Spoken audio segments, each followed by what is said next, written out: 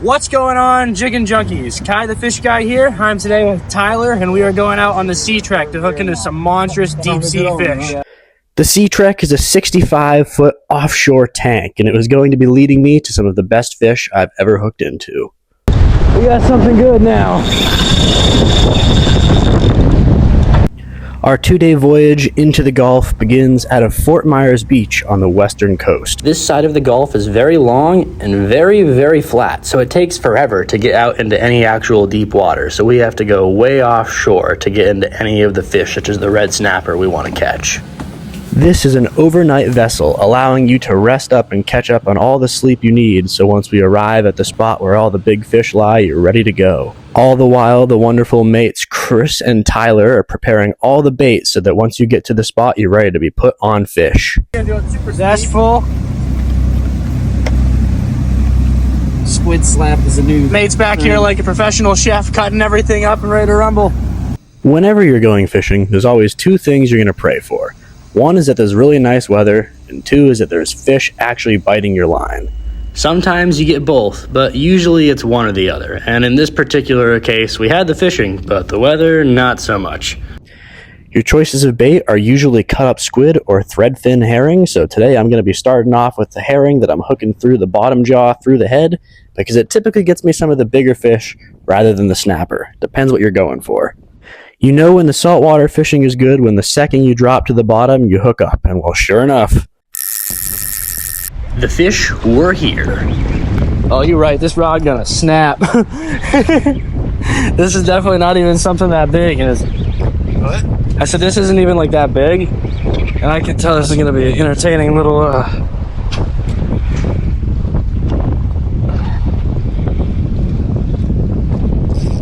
macro.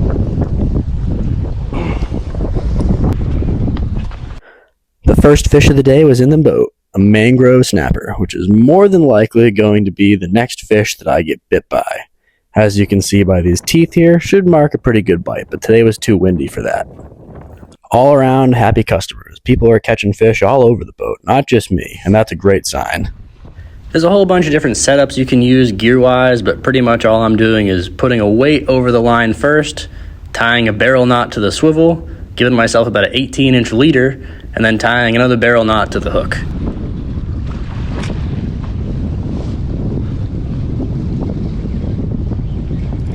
Needless to say, the fish absolutely loved it.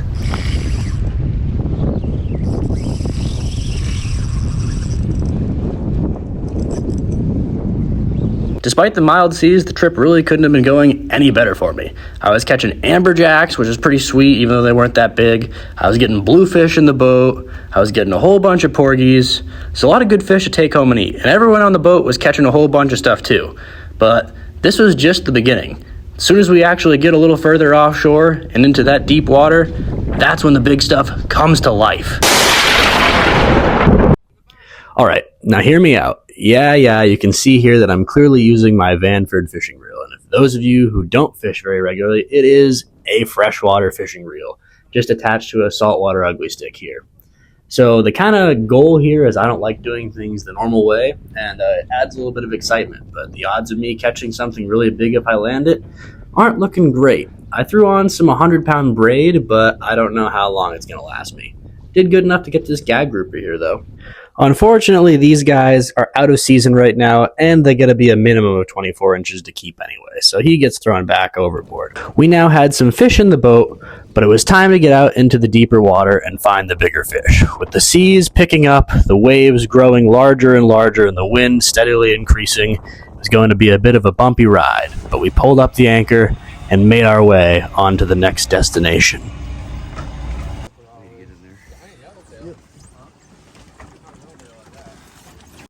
Instantly, after hitting the 160 to 180 foot depth range of water, the fish were already biting.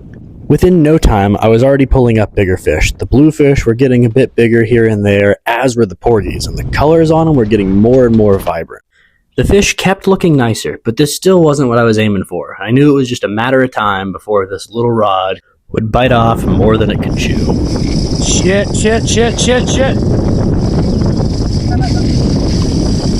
I'm getting spooled. It's all gone. It's all gone. Grab the boat, Ronnie. Fish right. I got the other one. Holy shit.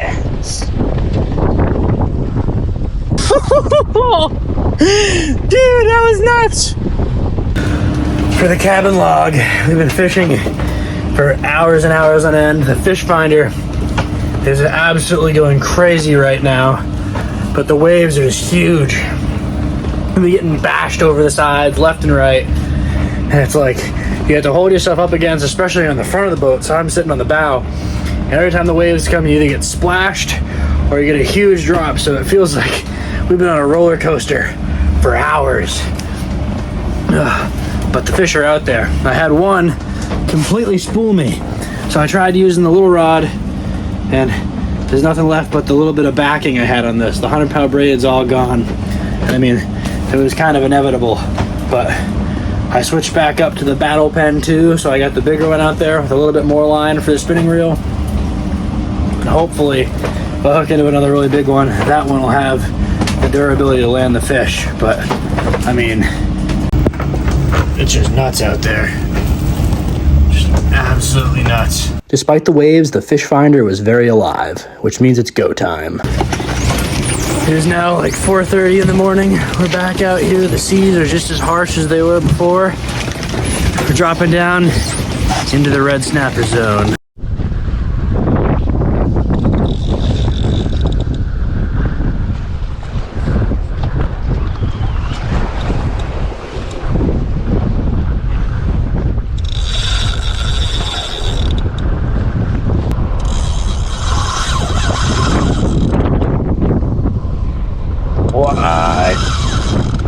It was absolutely crucial that I had switched reels here as well, because instantly these fish were fighting more and more, peeling more drag, and if I didn't have the larger spinning rod on, there's no way I would have landed anything.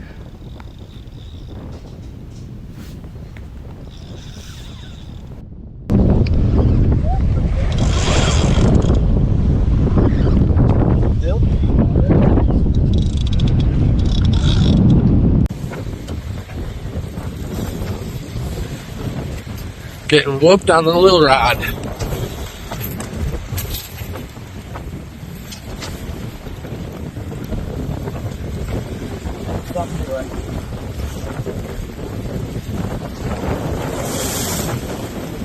Getting some leeway.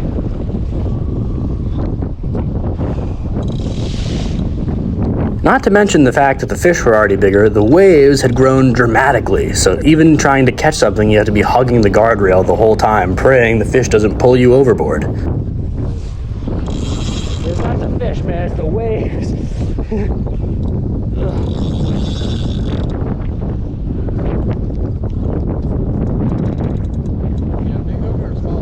Big hook. The fish finally came to the side of the boat, but it wasn't the American red I was expecting. It was actually a mutton. Whoa. Just in time. In the boat. That's a big one. Damn.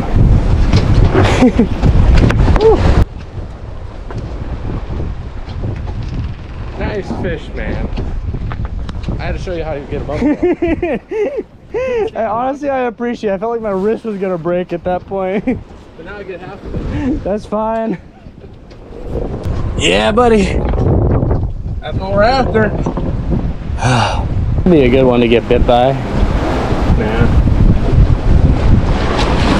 He's half dead because he took too long to reel him up. That's exactly why it would be a good one to get bit by. He got bit by something on the way up. See that? Something trying to take a chunk out of him. Ooh, what'd you get him on? Huh? Cut bait? Cut bait. And break out some more cut bait. Yeah, we got some more I threw in there, actually. We got the blue runner.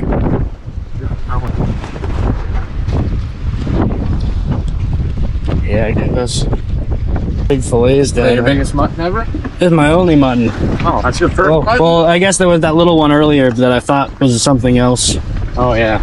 But, oh, he's got the... They have very thick and sharp gill rakers. Yeah, they'll try to crush your hand. Yep. You gotta just man up and grab them. That's so cool. About 4 of those in a row last weekend. First big one was in the boat, but it didn't take very long to hook right back up. Oh.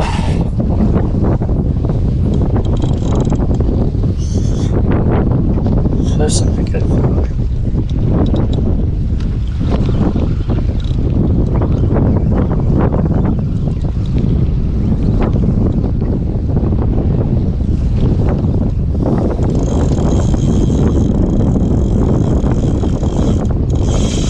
Ah!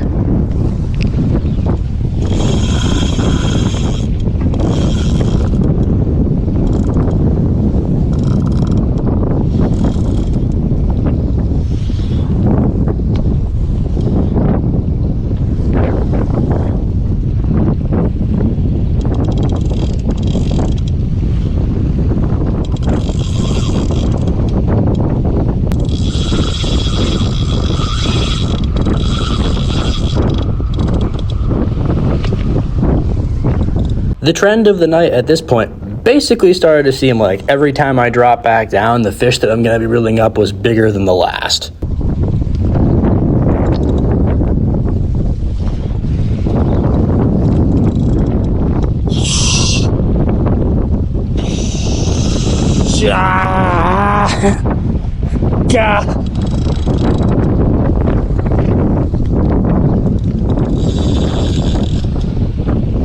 Yeah.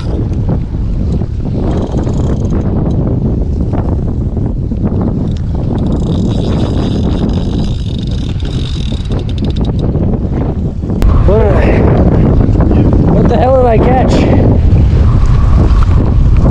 Yeah, wait. Just give him a minute because he's still trying to. Oh yeah, if you can get him right there, go for it. Yeah, get him. What is it? Pull it up. What the? Hold on. Oh, that's an African, isn't it? Yeah.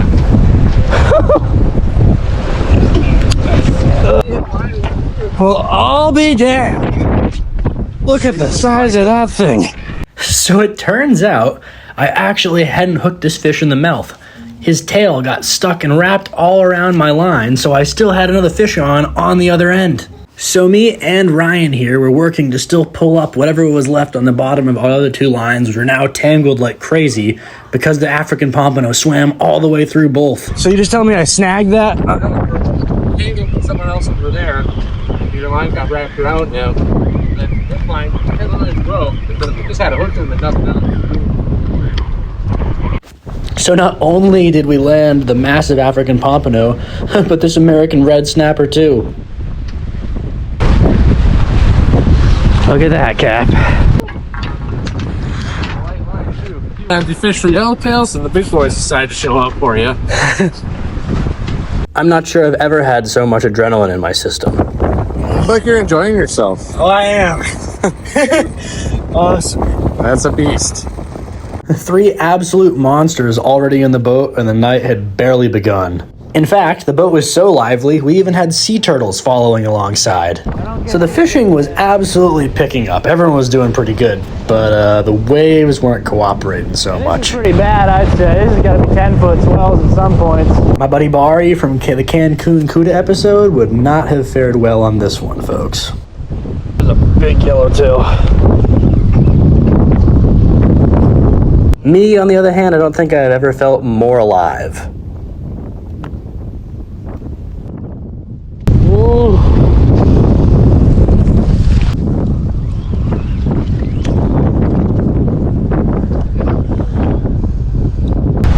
That's a big yellowtail.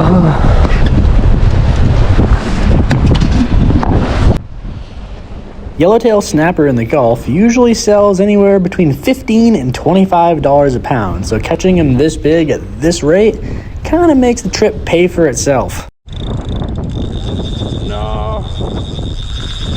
At this point in the night, most people on the boat had gone to bed, which gave me an opportunity to move to the stern, and sure enough, as soon as I did, we got something good now.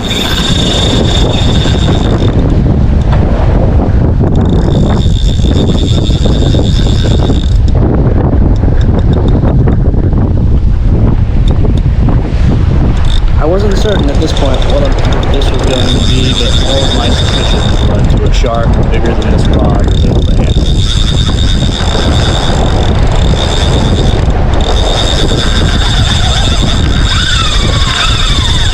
Fuck!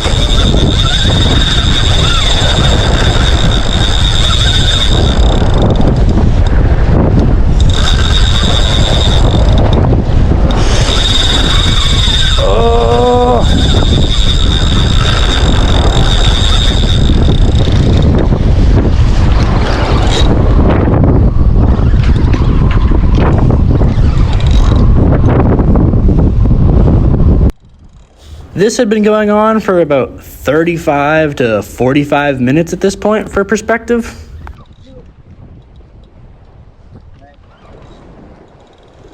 Not to mention, there was absolutely no signs of this beast letting up.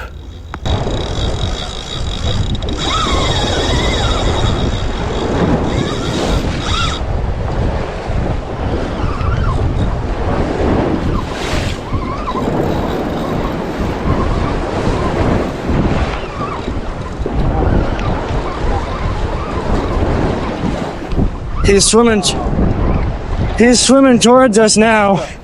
Back. Yeah, oh!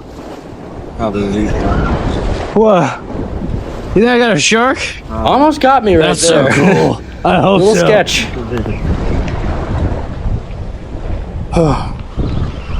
Nice, man. Yeah, well, nice. I'm tiring it out, whatever I got. Hey, it's only the shark.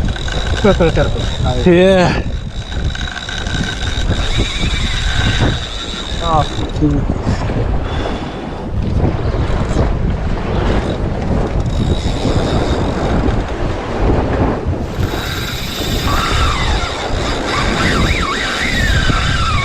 Oh my gosh. Okay, maybe I wasn't. Dude, that was a fat run.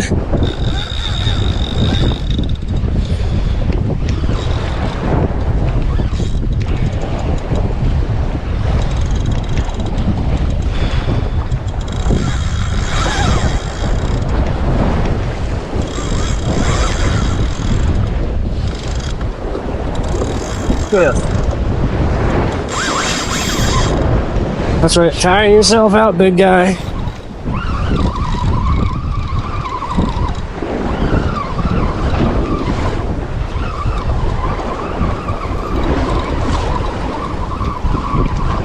Really hard to tell. 'Cause I don't feel like I had all that weight no more. After all that, whatever had bitten into my fish had let go.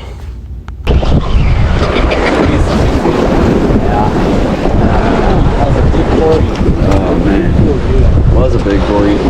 What do you think it was a shark at one point? Oh yeah, shark definitely bit him in half. Oh man. Yeah. Wow. That's Big 40 turned into brutal.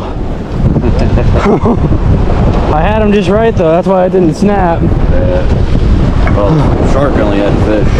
Yeah, that's why it didn't snap. Yeah. That's cool. Ugh, well, he's going back.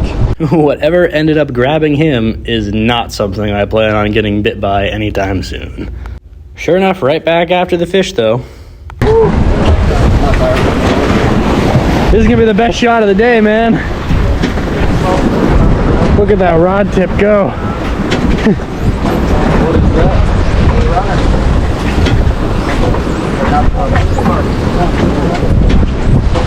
Well, it's got to be getting close to an hour even on that thing yet. No, it ain't no hour. Feels like it, don't it? It does.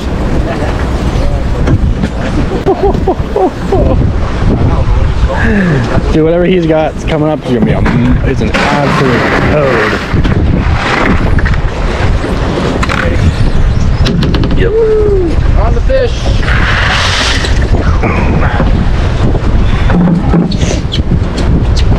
This thing's taking him for a joyride.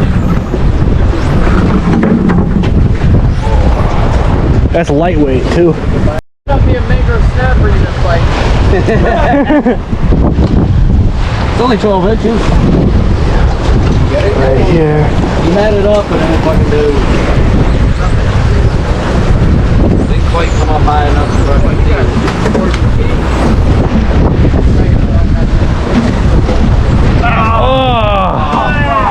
Oh! 2 big losses, but a boat full of fish.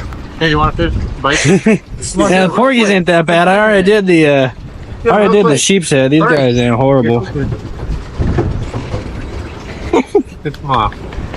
Bite him. Come on. Oh, he's not even biting.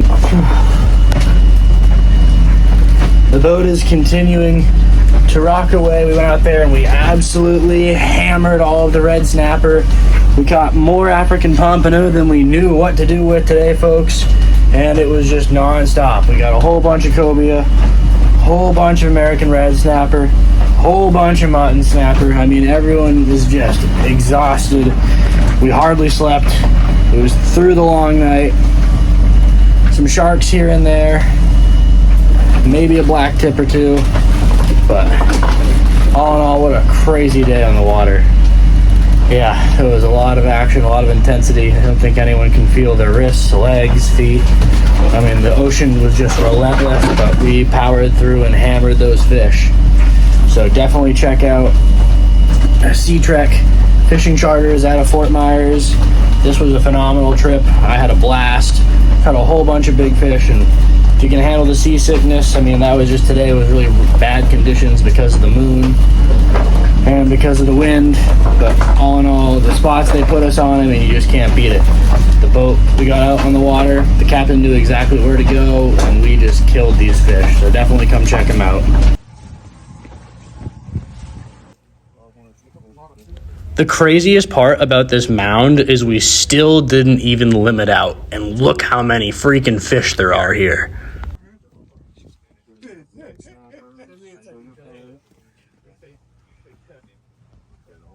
At this point, all your pictures are taken, and then the mates do their best job to fillet all these fish so you get to go home to a great tasting dinner.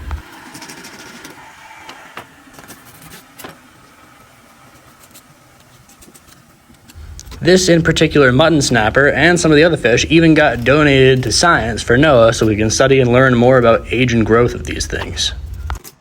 With my science background, I couldn't have really asked for a cooler ending to the weekend than that.